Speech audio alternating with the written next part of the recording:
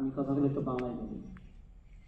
বাংলাদেশে আমরা যারা এন্টারপ্রেনারশিপ নিয়ে একটা জেনারেশনে দেখেছি, তারপরে একটা জেনারেশন গেছে, এখন একটা জেনারেশন যাচ্ছে।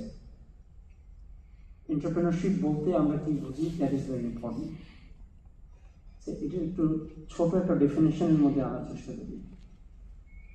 আমাদের দেশে এন্টারপ্রেনারশিপ কিন্তু যে কোনো দেশে এন্টারপ্রেনারশিপ কিন্তু হতে পারে যে আমি আমার পৈতৃক ব্যবসা চালাচ্ছি, আমি সেটাকে এক্সপ্যান্ড করলাম, আমি নিজে থেকে একটা কিছু শুরু করেছি।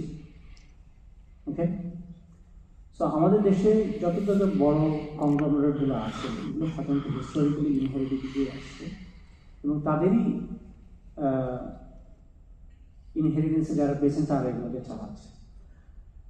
তো সেসব ক্ষেত্রে যেগুলো হয় যে খুব কম আছে, হিস্টোরিক্যালি যদি আপনারা দেখে থাকেন যে থ্রু দ্য লাইন লোকজন উঠে এসে কোম্পানির সিইও হয়েছে, or they have become partners in these companies. আমাদের সেই পার্টনারশিপের কনসেপ্টটা লিটারালি নাই যে আপনি এমপ্লয়ি থেকে পার্টনার হতে পারবেন, লিটারালি নাই। হয়তো কিছু জায়গায় থাকতে পারে, সিস্টেমেটিকলি নাই।